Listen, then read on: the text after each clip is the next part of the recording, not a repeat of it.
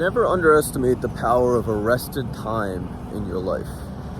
The amount of reflection, the amount of meditation that you can get out of 20 to 30 minutes of not having any stimulus can grant you a lot of perspective on the things that you're going through and the things that you're planning.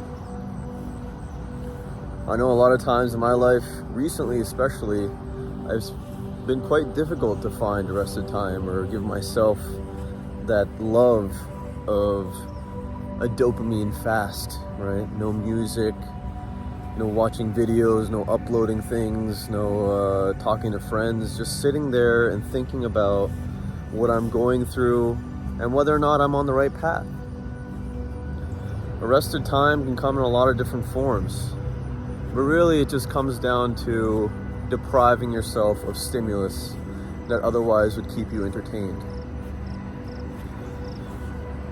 Now, taking a step back from your life, for a lot of people, could seem like, what's the point? I've done it before and I really haven't gotten too many dividends. And to that I say, listen, have faith. Have faith that a second of sitting alone, a couple minutes of sitting alone, even if you don't have something particular to think about, that the subconscious heals. It's a lot like going to sleep. It allows you to step back and take a bigger vantage point at the things that you're trying to accomplish or some emotional struggles that you might be going through in the moment. There's a concept I came across recently of supreme thinking power. Supreme thinking power has come up in the book, The Magic of Thinking Big. And it also comes up in a lot of motivational speeches about coming to terms with the things you want to accomplish. Supreme thinking power to me really comes down to long-term thought. We spend so much of our time grinding away in life. We have careers and families that demand a lot of our time. A lot of our energy and motivation, for instance. And it's difficult to reel it all in and know why we're doing something. You know, what is the purpose of getting money? What is the purpose of having a family?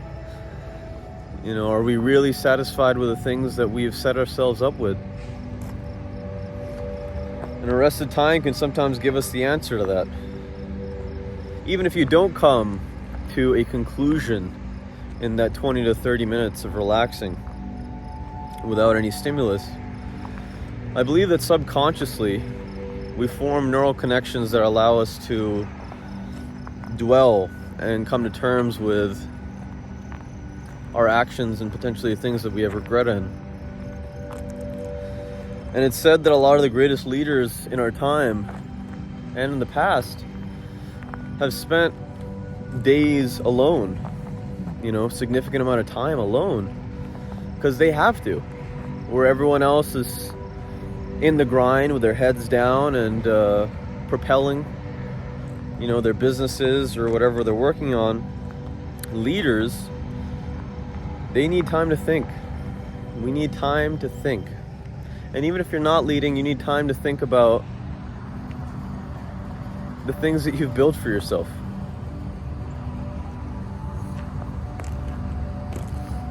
Arrested time can give us solutions. It can give us solutions to the problems that we might be facing. Whether or not we're getting the most out of the life that we've built for ourselves. Meditation, whatever you want to call it, can give you a lot of confidence. It's a lot like writing. If you have a journal in any capacity, or if you partake in writing poems or essays, having your ideas fleshed out makes it so that when you're conveying your ideas to other people, they come across more effectively. And the only way to do that is to give yourself time to accumulate those ideas and to put them into more succinct thoughts, to put them in the right boxes. That's where wisdom comes from, in my belief. How does one go and find arrested time then? Say you're saying, dude, I don't have enough time to begin with. How am I going to find half an hour out of my busy ass schedule to go and sit around? Well, you have to first and foremost believe that whatever I'm telling you is actually valuable. There's a reason why so many people advocate for meditation, for relaxing moments in life. Because humans, like a lot of the creatures around us, we need it. Life is such a beautiful thing, and it takes time to embrace the intricacies of it. How much is moving around us? How much is entangled into our own perspective of the world? I spent a lot of time today driving home to Ohio from Philadelphia. And for a good part of it, I was on the phone with some good friends that I haven't had time to catch up with. But for a good part of it, I also just kind of sat there and allowed the thoughts that I didn't give time during the week to kind of sink in and to get some new ideas, to be okay with the type of work that I've put in so far. Affirming myself, essentially. And what I discovered is that when you're working on something that doesn't have immediate dividends, say a creative process or something that you know is going to take a fuckload of time to get going, there are going to be windows where you feel exhausted, almost burnt out. And your efforts might not seem to be giving the dividends that you hoped they would, or as quickly as they should, potentially, in your head. And arrested time will give you that motivation back again. Because if you're doing it in a way that you're showing yourself love and the people around you love, it can be incredibly healing, and it can motivate you to keep going. That, hey, you're working this hard and you're grinding all day, but you still have a life. You know, you still have people around that love you and things to live for. So I would strongly suggest, even if you could once or twice a week, sit around, go to a place that's really relaxing for you, without any stimulus, maybe even put your phone back at home, and just let it sink in, you know? You're good. The way that you're doing things, so be it. We have our hurdles, we have struggles in life, but that's what makes it interesting, that's what makes it worthwhile. It'll give you the ability to come back home with something to offer your family, a reprieve from the life that so many humans are struggling with consistently. Arrested time means time away from people. So a lot of us feel the need to always bring a friend or a significant other with us into situations where we want to reflect. For instance, going for a walk in the woods. And what I've noticed is when you take someone with you, it actually takes away from that individual healing time, that self-love that's required in order to build love for others and other things that you're doing. I know it's a difficult thing, but it's worth it.